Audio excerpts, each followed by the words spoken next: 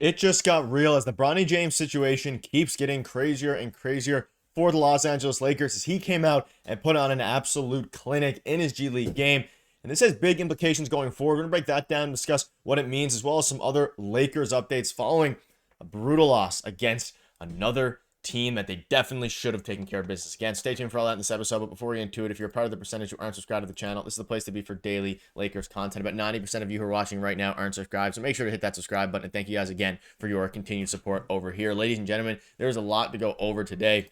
And we're going to start with the Lakers star G League player in Bronny James. Now, obviously, Bronny James has been a guy that coming into this season, I mean, there's been a ton of discourse, whether it was Stephen A. Smith, LeBron James confronting Stephen A. Smith, all these different things, but quietly behind the scenes, or not so quietly, depending on how you view it, LeBron James' son, Bronny, has been putting up an absolute clinic, and it's at the point now where he's starting to look like an absolute steal of a 55th overall pick in the second round, and he came out yesterday, and it was overshadowed a little bit by the Lakers' brutal loss, but that doesn't matter, because he came out in the G League. And it wasn't just a game that, 20 points, whatever it was. He put up 39 points and 7 rebounds. But not only that, he shot 14 for 21 from the field. And we're going to break down some comments that he had after the game later on in this video. But it's time to talk about Bronny James a little bit, because obviously coming into the league, he was not really a highly touted prospect in the traditional sense. Of course, being LeBron James' son, you're going to get drafted. And at 55th overall in the second round, the expectations for him weren't too crazy, right?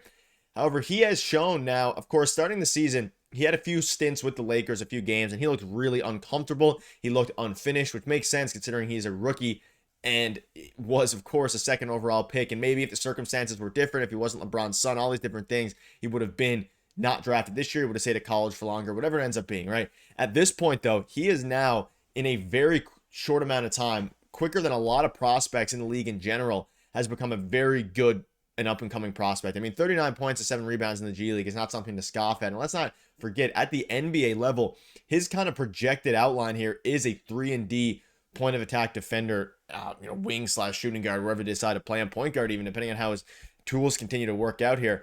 And he was fantastic. You see here from Nick Wright, 39 and 7, but he also had 4 and 4 for Bronny. He's now averaging 22, 5, 5 and 2 on 46% from the field, 38% from 3, and 80% from the free throw line in the G League. The kid can play. I don't think there's any doubting now. If there was doubters before, which there definitely was, I was a little bit skeptical myself. I mean, I think most Lakers fans were skeptical just because he wasn't really tearing it up in college or anything. He's putting up much better numbers in the G League than he did prior to the draft in college. So it is very interesting there. And you can see this article here. This one's interesting. Less than a week after setting his NBA career high with 17 points, 5 assists, 3 rebounds, and a block. And let's not forget, he did set that career high very recently for the Lakers in the game where they were missing all their players and all the starters. Bronny James then erupted for 39 points, 7 rebounds, 4 assists, and 4 steals, and a block against the Golden State Warriors G League affiliate, of course, Santa Cruz Warriors.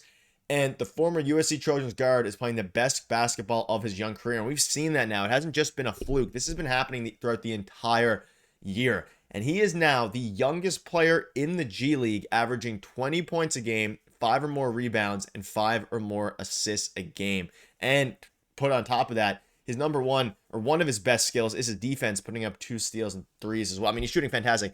It is at the point now where you could really see Bronny James being a very serviceable NBA player fairly soon. Some people are saying as soon as next year. It's obviously not going to happen this year. But we've seen stints where having players that have the body type to defend, he's obviously not as big as his dad, not as strong as his dad, but he still has the archetype to be able to be a point of attack defender. He has really good off the dribble skills. He has a ton of different things that can lend credits to the fact that he can be a serviceable NBA player. He has the build for it.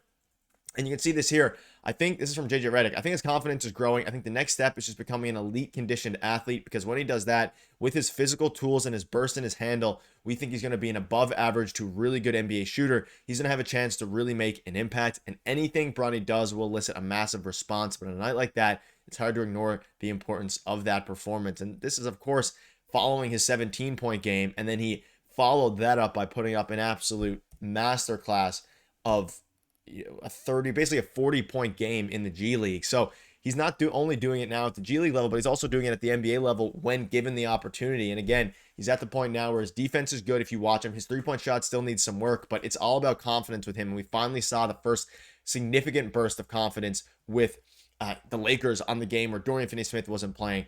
Jared Vanderbilt wasn't playing. Luka wasn't playing.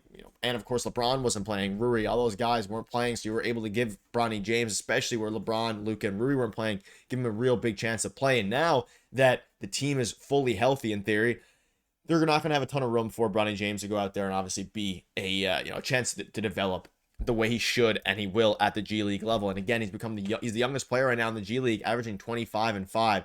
It's no longer just a fluke or anything like that. He is a fantastic player and one that in the G League and one that is actually a good prospect now and a fantastic steal, a finesse even at the 55th overall pick. And he spoke out a little bit. He said, just all the coaches believing in me. The coaches believe in me and continue to put that in my head that they believe in me and what I can do as a player. James said after his NBA career high last week that he was given an opportunity tonight, which was, of course, against the it was a Lakers game, of course, not the G League Lakers, to show them what I've been working while I've been sitting on the bench in the G League, getting reps, stuff like that, just constantly putting that in my head that they believe in me and I can contribute. James's confidence level has visibly increased as he's become more comfortable at both levels of the professional basketball. There's a debate to be made. He's one of the very best players in the G League. It's not a debate anymore. And the progress he's made while working on that in the realm has undoubtedly, of course, catapulted his overall feel for the game. And it has catapulted it because he went out after this. These were comments before his performance, and then he followed it up by a 39-point game. And he is one of the best players in the G League.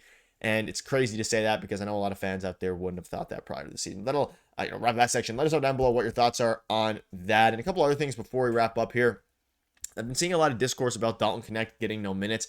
I'm curious to see what you guys think about it. Lakers are coming off of a really bad loss in a game that you kind of needed to win against the Magic, and they ultimately didn't. But the unfortunate part of this is I'm curious to see what you guys think about Dalton Knecht. He had some run before the Lakers got fully healthy where he was starting to get consistent minutes and starting to put up consistent performances. And we know with Dalton Knecht, if he can be a serviceable defender, then he's going to be an NBA player. The problem is his defense, at times lackluster, streaky shooter. But I think with the Lakers' lack of offense they've gotten off the bench lately, and even from their starting lineup, aside from Luka and LeBron a little bit, I think putting Dalton Knecht back in the rotation could be something that is interesting. And Luka Doncic came out and actually talked about he needs to focus on making the extra pass. We all know you can score. When he gets guys involved, he's much better. That was, of course, not Luka saying that, but Robert Horry on Luka saying that.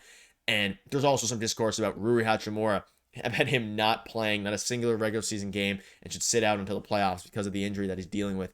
A lot of different things. We saw when Luka first came to the Lakers, he was very much pass first. I think he's still playing fantastic basketball, and he's finally got his feet under him. But at the same time, with the tough schedule coming up here, it's going to be interesting to see what happens going forward. Because again, they play Indiana tomorrow, and then from there it's going to play Indiana, and then it's going to be very interesting from there. But that'll wrap it up. Let me know down below what your thoughts are on this. It's going to be an interesting handful of games next because a lot of these games are going to matter a lot, and it's going to come down to the wire here as it pertains to the Lakers seeding.